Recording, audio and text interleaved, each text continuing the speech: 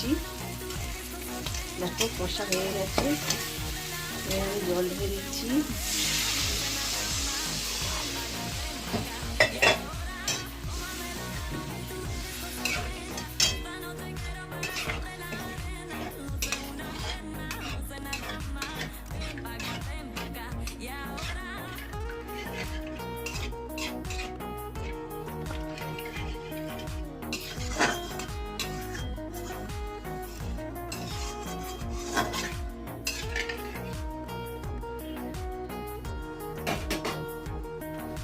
ঝাল হচ্ছে, কষছি, তারপরে আমি পরে হয়ে গেলে মাছগুলো দিয়ে দেবো।